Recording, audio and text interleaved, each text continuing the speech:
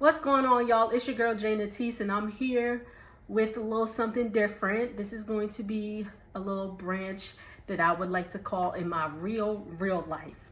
So this is something where we're gonna have some story times and just some stuff that may be going on with me, personally, that my story's out there. It may be able to help somebody else. So this segment, I'm probably going to split it up because it's a lot, but we're going to talk about my dealing with endometriosis. Okay, so without further ado, let's go ahead and get into it.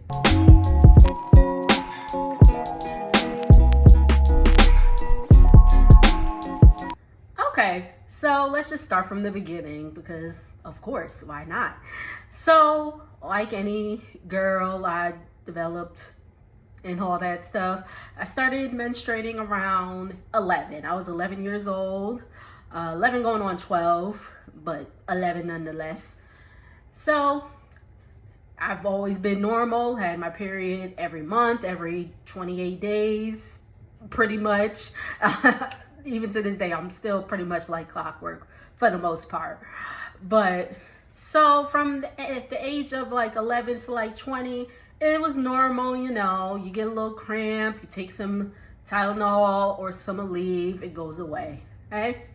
Started changing around the age of 20. So I remember it distinctly. I was talking on the phone with one of my friends. I was on my period, and next thing you know, I was like, ooh, all of a sudden, I don't feel so hot. So I went to the bathroom and I vomited. Yeah. So I was like, okay, that's strange, but didn't think nothing of it. I was like, maybe it was like food poisoning or something, because I never had this and didn't correlate it with my cycle as of yet. Okay. Then we move forward, months and months down the line, it's the same thing. I would vomit. That's when I started correlating, like, okay, if I get my period, I'm going to throw up. That sounds crazy to say, but I'm going to throw up. And then I started noticing my cramps were getting very, very, very painful. And I was also bleeding, like, very heavily. Like, I'd have to change, like, I'd say every hour and a half to 2 hours, or I'd be in a world of trouble. Okay? So, but I started throwing up, and the pains would get very, very debilitating, to the point where, like, if I was at work, like, I'd have to, like, go home. Like, nothing was helping, and I would just be in pain, like, just all this area here in my back, and just, it was very painful, and I would just cry, like, because I couldn't do nothing. And it was just like, and it was just becoming a burden, like, every month, like, you shouldn't be feeling like this. And I feel like we're conditioned, we being women, Black women, we're conditioned to think like, oh, you get a bad period, it's okay. Like, everybody gets bad periods, but it's actually not normal, okay? So, around the age of, so again, this really started getting really bad for me at the age of 20.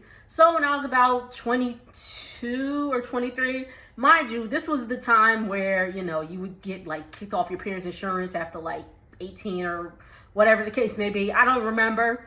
But then when Obama got in office, he signed it to where you were under your parents' insurance until the age of 26. So I'm like, cool, I can go to the doctor again. So around the age of 22, I went to my OBGYN. Shout out to her. Her name is Dr. Smith. I'm sure she's retired by now. But she couldn't take my insurance after a certain point. I really, really liked her. But anyway, so I was telling her, my symptoms and all that stuff, and she was like, it sounds like you have endometriosis. Okay?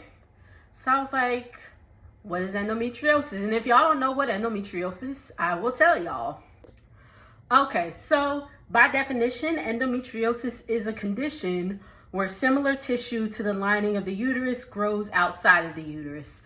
So it's, of course, outside your uterus. It could be on your tubes, on your ovaries. It could get back down to your, like, colon and your rectum, intestine area, all that stuff.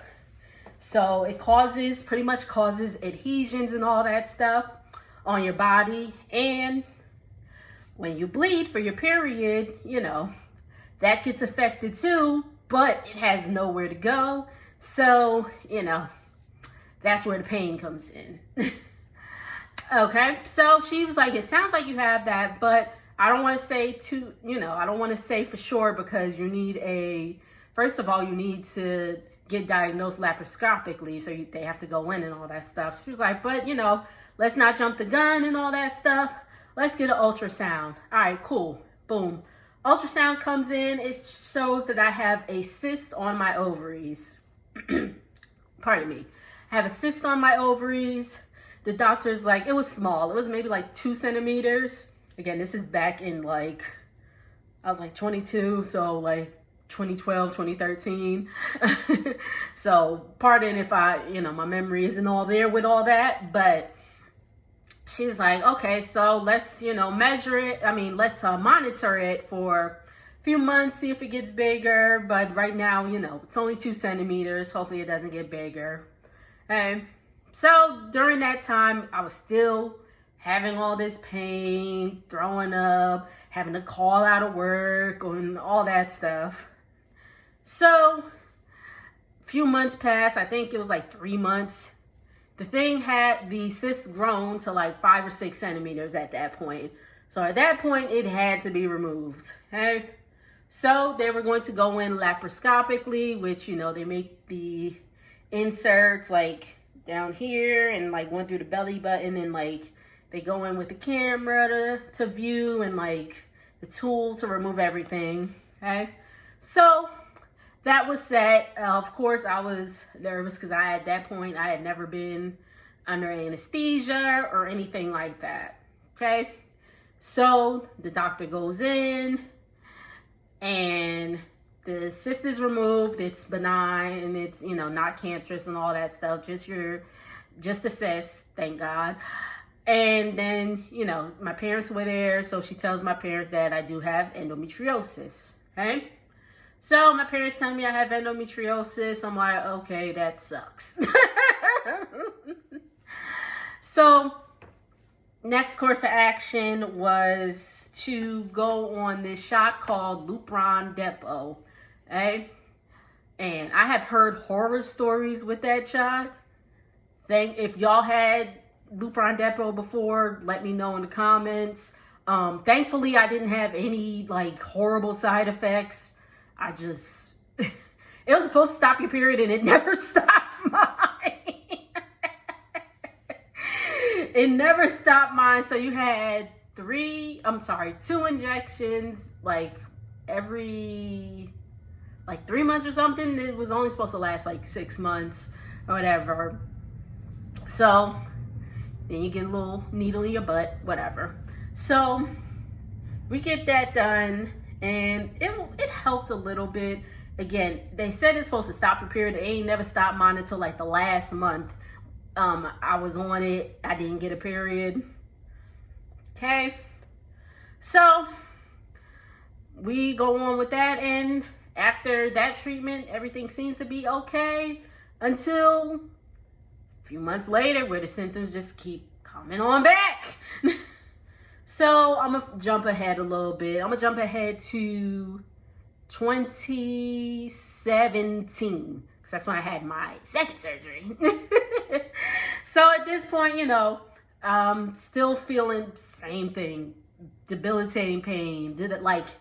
At this point, I was just planning stuff around my period, because I knew I'd be down for the count for a day or 2, or even 3. And the crazy part is, even with all that, that day when I start getting better, it's night and day. It's I'm up, I'm yeah! That's the crazy part, okay? Okay, so we're going to jump ahead to 2017, because again, nothing really happened besides I was still in pain. So 2017, at that time, I had my own insurance, because I had got a new company I still currently work for. But I had got new insurance, so unfortunately Dr. Smith was no longer my doctor, so I had to get another doctor, which is a real nice lady.